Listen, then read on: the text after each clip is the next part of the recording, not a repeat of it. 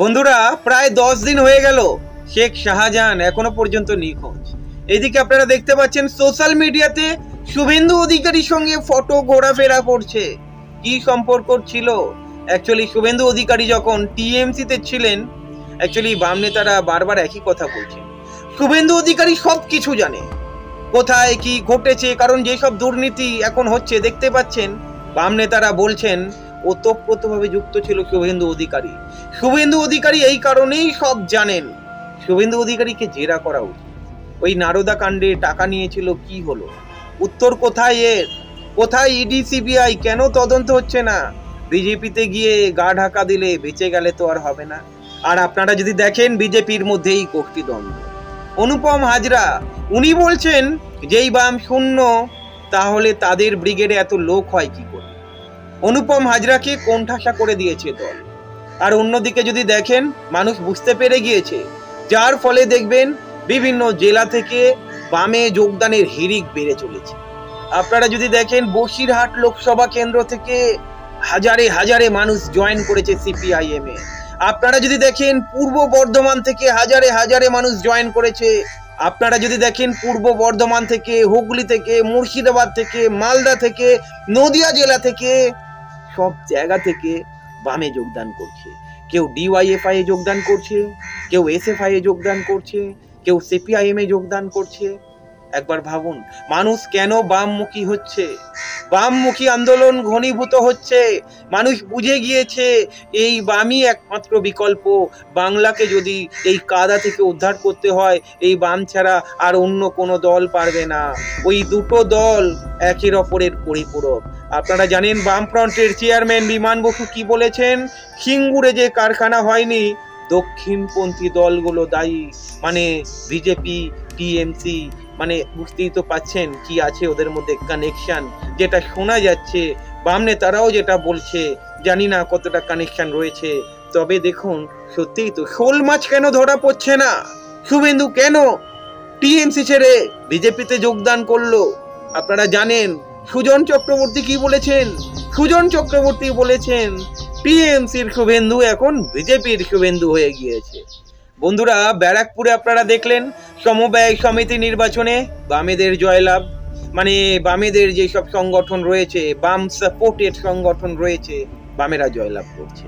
আপনারা হলদিয়াতে দেখলেন, আপনারা এর আগে হুগলিতে দেখেছেন, কোথায় না কোথায় হয়নি, নদিয়া জেলায় দেখেছেন। সব জায়গাতে আপনারা দেখবেন যেখানে যেখানে সমবায় সমিতির নির্বাচন হচ্ছে, বামেদের জয়লাভ হচ্ছে। কারণ মানুষ বুঝে গিয়েছে এই টিএমসি এবং এই বিজেপিকে। টিএমসির নেতারা একটা সময় টিএমসিতে ছিল, তারা বিজেপিতে চলে আসছে গা বাঁচানোর জন্য। এবং বিজেপিতে এসে কেউ দেখুন হরে কৃষ্ণ করছে, কেউ দেখুন মন্দির পরিষ্কার করছে। তাদেরকে নিয়ে কখনো তদন্ত হচ্ছে না, কারণ তো তারা এখন বিজেপিতে চলে এসেছে। যাই হোক, আসল শোল মাছ ধরা পড়ছে না। মানুষ কি বুঝতে পারছে না? মানুষ সব বুঝতে পারছে, যার ফলে ধীরে ধীরে বাম শক্তি বাড়ছে। যেই দল শূন্য, সেই দলের ব্রিগেড ভরে কি করে? আমি তো একা বলছি না, মানুষও বলছে। আজকে অলিতে গলিতে যান, তারাও বলছে বামেদের ব্রিগেড দেখেছিস? আপনাদেরকে বললাম, আপনারা পঞ্চায়েতে দেখেছেন, এবারে লোকসভাতে দেখবেন। এই কথাটা মোহাম্মদ সেলিমও একই কথা বলেছেন। মোহাম্মদ সেলিম বলেছেন পঞ্চায়েতে যেটা আপনারা দেখেছেন সেটা ছিল একটা ট্রেলার, এবারে আপনারা দেখতে চলেছেন লিগ ম্যাচ। এবং ফাইনাল ম্যাচ যেটা দেখতে চলেছেন, কোয়ালিফাই ম্যাচ যেটা হবে, 2 বছর ওয়েট করুন বিধানসভা। আপনারা জানেন মীনাক্ষী ম্যাডাম কি বলেছেন? মীনাক্ষী মুখার্জি একই কথা বলেছেন। মীনাক্ষী বলেছে এটা টেস্ট ম্যাচ, তাই সময় নিয়ে খেলতে হবে। দেখুন, আপনারা শুনেছেন হয়তো কিছু লোক এমন রয়েছে যারা সিপিআইএম এ রয়েছে, সিপিআইএম এর থেকেও সিপিআইএম এর ক্ষতি করার চেষ্টা করছে। আপনারা জানেন কুচবিহারে কি হয়েছে? কৌশিক ঘোষ, প্রাক্তন এসএফআই সভাপতি, বামেদের খবর লিক করছিল, লিক করে টিএমসির ঘরে দিচ্ছিল। কোথায় কেমন সংগঠন শক্তিশালী হচ্ছে, এই সব খবর নাকি পাচার করছিল। সংগঠন মারফত জানতে পেরেছে সৃজন ভট্টাচার্য, প্রতীকুর রহমান, এবং অ্যাকশন নেবার আগেই আগে ভাগে কেটে উঠেছে সেই কৌশিক ঘোষ। জয়েন করেছে কোথায়? না তৃণমূলে। উদয়ন গুহর হাত ধরে তৃণমূলে জয়েন করেছে। ওই কোচবিহার থেকেও কিন্তু প্রচুর মানুষ টিএমসি ছেড়ে সিপিআইএম এ জয়েন করেছে। আপনাদেরকে ভাবতে হবে, এই তৃণমূল সবকিছু খায়। দেখুন, বাম নেতারা সবকিছুই আগে বলেছে, এইসব বিষয়ে বালি কয়লা মানে যা যা আছে সবকিছুই খায়। তাছাড়া মানে যারা কারাপ্টেড মাল তাদেরকেও দলে নিয়ে নেয়, তাদেরকে দলে নিয়ে দলটাকে আরো কারাপ্টেড বানায়। সমাজের জন্য কতটা ক্ষতিকারক, মানুষের জন্য কতটা ক্ষতিকারক মানুষ কবে বুঝবে?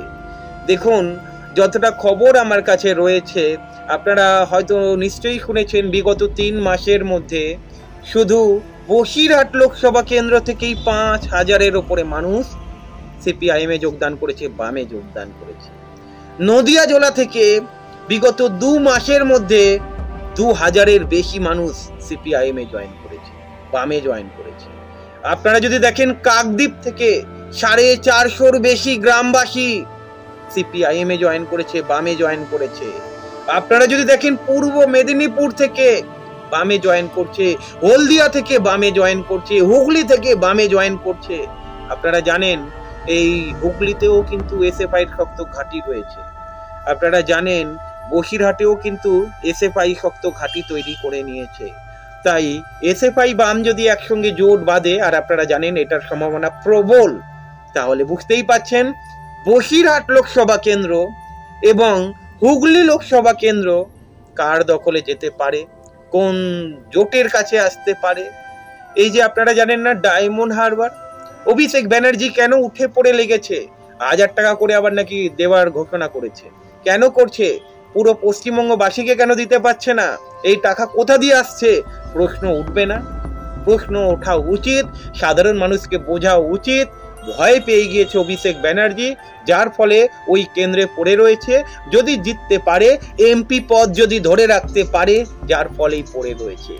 তবে আপনারা জানেন, নওশাদ সিদ্দিকী আইএসএফ এর একমাত্র বিধায়ক বলে রেখেছে, এবারে দেখা হবে, ডায়মন্ড হারবারে দেখা হবে, লোকসভা নির্বাচনে দেখা হবে, দরকার পড়লে উনি নিজে দাঁড়াবেন। আপনারা জানেন, এই ডায়মন্ড হারবার লোকসভা কেন্দ্রে কিন্তু বামেদের সংগঠনও কিন্তু বেশ শক্তপোক্ত হয়ে গিয়েছে।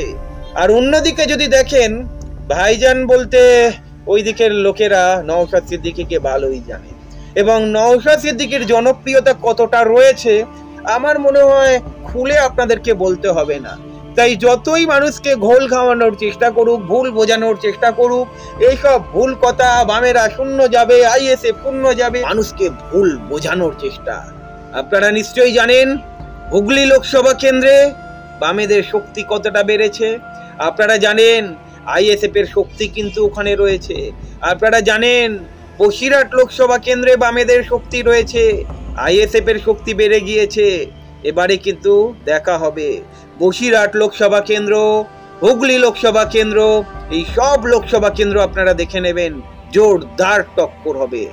যারা বলছে বাম শূন্য যাবে, অ্যাকচুয়ালি আপনাদেরকে আর খুলে বলতে হবে না। মানুষকে সবসময় ভড়কানো যায় না, মানুষ বোঝে সবকিছু, এবং ভোট প্রয়োগের অধিকার পেলেই মানুষ দেখিয়ে দেবে কি করতে পারে। বন্ধুরা, আপনারা নিশ্চয়ই জানেন, পশ্চিমবঙ্গের বিভিন্ন জায়গা থেকে যখন বামে জয়েনিং এর হিড়িক উঠেছে, এবং আপনারা জানেন এই ব্রিগেডের পর যেভাবে প্রতিটা জেলায় বামেদের মধ্যে একটা উৎসাহ দেখা দিয়েছে, সংগঠনের মধ্যে বেশ জোর এসেছে, এবারে জোরদার টক্কর হবে বন্ধুরা। সময় চলে এসেছে, সময় চলে এসেছে। দড়ি ধরে মারো টান, দড়ি ধরে মারো টান। তারপরে লাইনটা নিশ্চয়ই আপনারা জানেন। ভালো থাকবেন।